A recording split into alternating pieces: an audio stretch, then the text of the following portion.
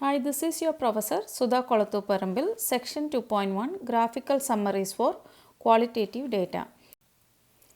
It has three objectives: constructing frequency distributions for qualitative data and how to construct bar graphs and pie charts. Let's look at Objective 1, constructing frequency distribution for qualitative data. Frequency of a category is a number of times it occurs in a data set. A frequency distribution is a table that presents the frequency of each category. Suppose a retailer accepts 4 types of credit cards and list of types used by last 50 customers are given here. And we need to construct a frequency distributions for each type of credit card.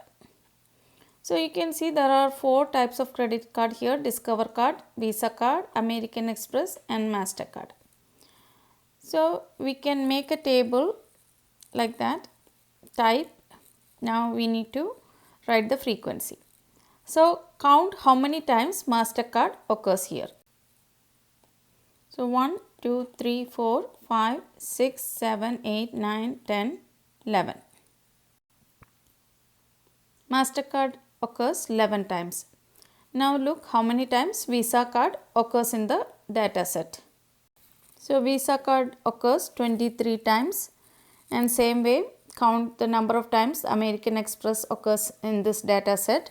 So American Express occurs at 9 times and Discover card appears 7 times. This represents the frequency distribution for credit cards. A frequency distribution displays exactly how many observations are in each category. Sometimes we are interested in the proportions of observation in each category. The proportion of observation in each category is called the relative frequency of the category. The relative frequency of a category is the frequency of category divided by the sum of all frequency. So frequency divided by sum of all frequency.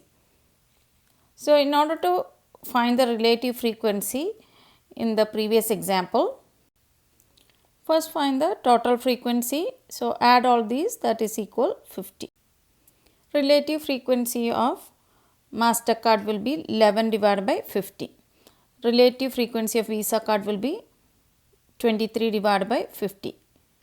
Same way for American Express and Discover card, it will be 9 divided by 50 and 7 divided by 50, like that. Now enter this into the calculator and round into 2 decimal places. Now I am going to rewrite these values here. Frequency will be here and the relative frequency of each one, I can write these values. So this represents the relative frequency distribution for the credit card data. Objective 2, bar graphs. A bar graph is a graphical representation of a frequency distribution. A bar graph consists of rectangles of equal widths. So there will be rectangles like that, and each rectangle will be of equal widths. In the previous example, there were 4 categories. There were 4 type of credit cards. So there will be 4 rectangles, and height of the rectangle represent the frequency or relative frequency of the category. So first graph represents the bar graph, frequency bar graph, because y axis you can see this is frequency or the height of each rectangle, that is the frequency, that means how many times it occurs in the data set. And this one is the relative frequency bar graph, because the height represents the relative frequency of each one. So in order to construct that, see the scale on the y axis is 5, 10, 15 like that. So MasterCard frequency is 11, so it will be little bit above 10, the height. And same way Visa card frequency is 23, so that will be little bit above 20. Same way you can see MasterCard, the relative frequency is 0.22. So the scale on the y axis is 0.01, 0.02, 0.3, 0.4, 0.5 like that. So 0.22 will be a number between 0.2 and 3. That's how we decide the height. If we rearrange these rectangles or the bar graph in order according to their height, like a higher one first, then the MasterCard, then the American Express and Discover, like in height in order, it is known as the Pareto chart. Then it will be easier to see that which is the most frequently occurring category. This graph represents the Pareto chart for the credit card data. These bars in a bar graph can be either vertical or horizontal. Assume these names are too long, we couldn't write the complete name American Express here, right? If you want to include the entire name, we can actually make this axis as the y-axis and make this graph horizontally. This is an example of a bar graph with horizontal bars. Here the category names are too long. That's why we decided to go with the horizontal bar graph, because then we can include the long names of each category, and the length of each bar represents the relative frequency of each category. Sometimes we want to compare two bar graphs that have the same category. The best way to do is to construct a bar graph in the same axis, putting the bar that correspond to the same category next to each other. This is called the side by side bar graph. This is a side by side bar graph for the number of monthly active users of various websites. Here the yellow bar represents the year 2015 and the blue one that represents the year 2016. So we are comparing the Facebook users in 2015 and 2016 side by side. Same way we are comparing the other category. Objective 3 is pie charts. So alternate to the bar graph for displaying relative frequency distribution, we can also use a pie chart to represent the same information. A pie chart is a circle which is divided into sectors. Let's see how to construct a pie chart for the relative frequency distribution. So in order to construct a pie chart, we will draw a circle, then we will mark the center, then we will divide that into like portions of sector like that.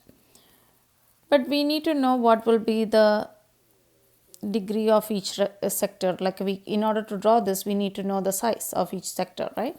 So if there are more category, there will be more sectors like that. We can divide into more sectors, and each one we can color into different colors.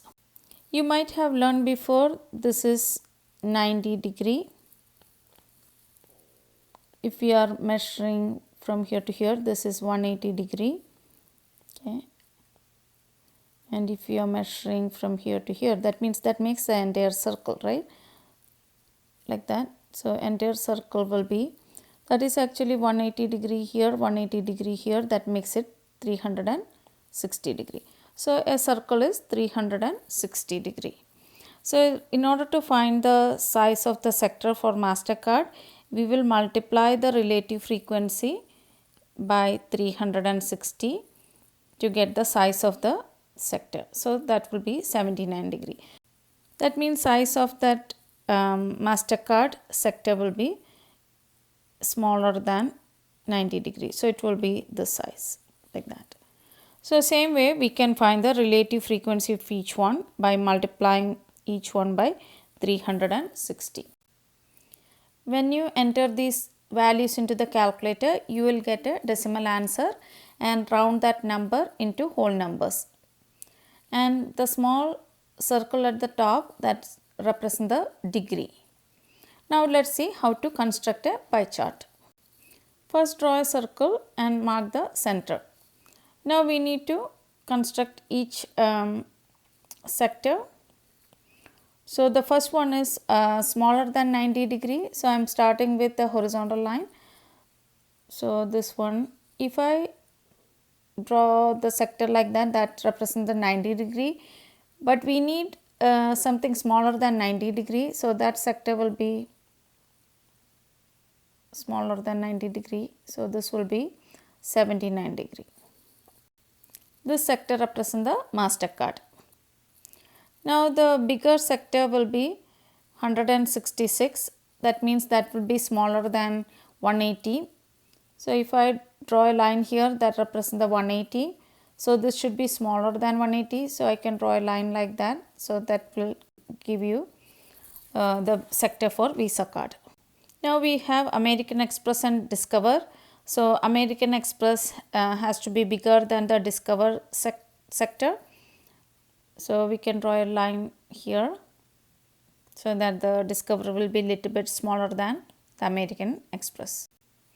If you add these relative frequency, these numbers, you will get that is equal 1. That means that represent the entire circle, that is 100%. So 0.22 means MasterCard represent the 22% of the entire circle. 0.46 means that is 46%. So Visa card is 46% of the entire circle. And same way American Express is 18% and Discover is 14% of the entire circle. Also we can interpret in different way that 18% of 50 customers use American Express, or 14% of the 50 customers use the Discover card, like that. So in this section you learn how to construct a frequency and relative frequency distribution, how to construct and interpret the bar graph including the Pareto charts, bar graphs with horizontal bars and side by side bar graphs, and how to construct and interpret pie charts.